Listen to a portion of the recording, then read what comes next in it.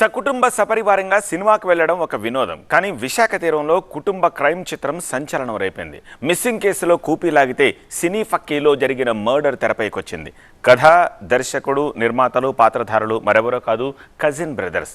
బంధువులే, కానీ ఆస్తి కోసం రాబందులయ్యారు. దర్యాప్తులో సినిమాకు మించిన ట్విస్టులు బయటపడ్డాయి.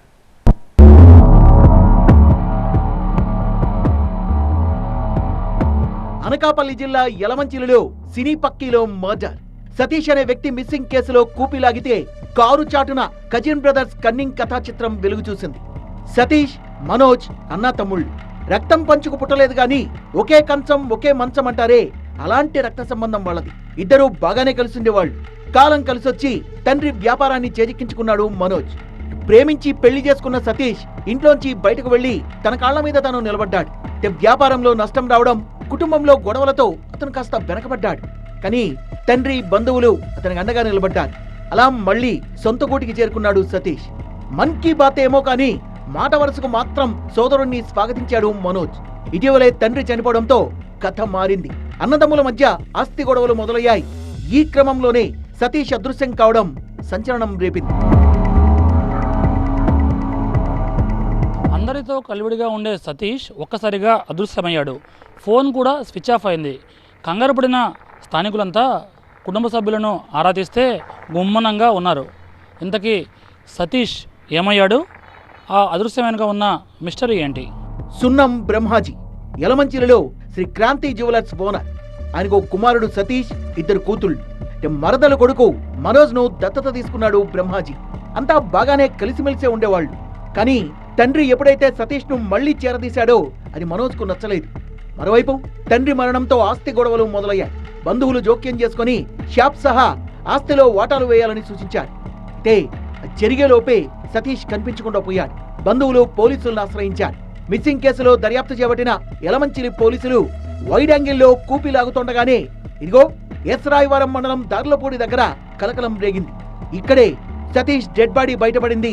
శవంతో పాటే ఆస్తి కోసం అనుబంధాన్ని కూని చేశారని నిజము బయటపడింది. గత నెల 27వ తారీఖుని ఈ సున్నం సతీష్ అనే వ్యక్తిని ఈ ఆస్తి తగాదాల కారణంగానే తులసీనగర్లో తన ఇంట్లో ఈ ఇద్దరు వ్యక్తులు ఛాతి పైన, ముఖం పైన గుద్దేసి చంపేసి సదరు శవాన్ని వారి సఫారీ కారులో ఎక్కించుకొని యలమంచిల నుండి ఇక్కడ ఎస్రాయవరం మండలం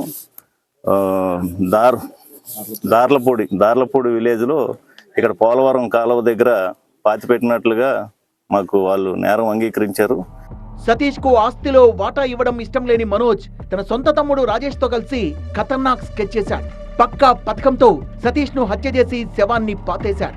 నిజం బయటకు రాదనుకున్నారు కానీ కేసును ఛాలెంజింగ్ గా తీసుకున్న యలమంచిలి పోలీసులు కన్నింగ్ కజిన్ బ్రదర్స్ ను కటకటాల బాట పట్టించారు. కేసు రిపోర్ట్ అయినటువంటి వెంటనే సిఏ గారు, ఎస్ఐ గారు కూడా రెస్పాన్స్ అయ్యి ఎవిడెన్స్ అంతా కూడా కలెక్ట్ చేసుకుని మరి సెక్షన్ ఆల్టర్ చేసినటువంటి 24 గంటల్లోనే ముద్దాయిల్ని అరెస్ట్ చేయడం జరిగింది. వీళ్ళని ఇప్పుడు జ్యుడిషియల్ రిమాండ్కి పంపిస్తున్నామండి. అవసరమైతే వీళ్ళ మీద రౌడీ షీట్లు కూడా ఓపెన్ చేస్తాము. ఇది కొంచెం బాధాకరమైన విషయం. సొంత బంధువుల్ని వాళ్ళు ఆస్తి కోసము, కేవలం కుటుంబ కలహాల కోసము ఈ విధంగా హత్య చేశారు. ఈ ప్రాపర్ ఎవిడెన్స్ అంతా కలెక్ట్ చేసి ఈ కేసు కన్విక్షన్ వచ్చే విధంగా, శిక్ష పడే విధంగా మేము అన్ని ప్రయత్నాలు చేస్తాము. ప్రాపర్ ఎవిడెన్స్ అంతా కూడా, సైంటిఫిక్ ఎవిడెన్స్ అంతా కూడా కలెక్ట్ చేసి కోర్టులో ప్రొడ్యూస్ చేయడం జరుగుతుంది. పాపం పండింది, చేసిన నేరం బయటపడింది. నిందితులకు చట్ట ప్రకారం కఠిన శిక్ష పడేలా పక్కా ఆధారాల్ని సమర్పిస్తామన్నారు పోలీసులు. ఈ కేసులో బంధువుల సైడ్ నుంచి మరో కోణం తెరపైకొచ్చింది.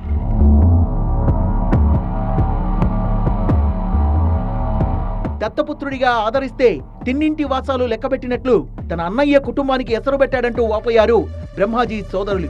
అంతేకాదు, తమ అన్న బ్రహ్మాజీ అనారోగ్యంతో చనిపోయాడనుకున్నాం, కానీ ఇప్పుడు అతన్ని కూడా హత్యనా అనే అనుమానాలు కలుగుతున్నాయన్నారు. ఇప్పుడు ఈ సిచ్యువేషన్ చూస్తే ఈ కుర్రోడిని చంపేశాడంటే తండ్రిని కూడా వాడే చంపేసి ఉంటాడని మాకు డౌట్గా ఉందండి.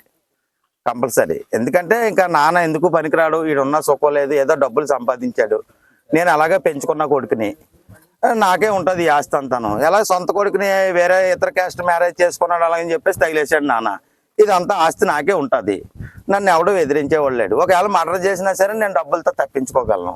ఈయన్ని ఎలా సంపాలి, ఏం చెయ్యాలి అని ఒక ఆలోచనతో ఈ దత్తుడు అనేవాడు ఆడ అన్న, తర్వాత వాళ్ళ పిన్ని, తర్వాత కుటుంబ సభ్యులు కూడా ఎలా సంపాలా ఏం చేయాలని చూసుకుంటూ లచ్చివారి నాడు వాళ్ళకు అనుకూలమైన టైం కుదిరింది.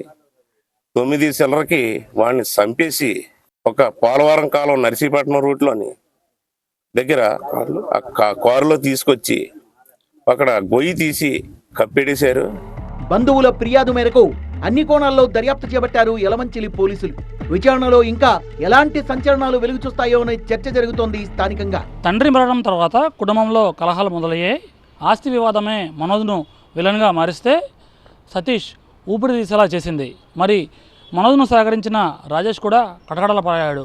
అయితే సతీష్ తండ్రి మరణంపై కూడా ఇప్పుడు అనుమానాలు మొదలయ్యాయి. కెమెరా పర్సన్ ప్రసాద్తో ఖాజా TV9 అనకాపల్లి జిల్లా నుంచి.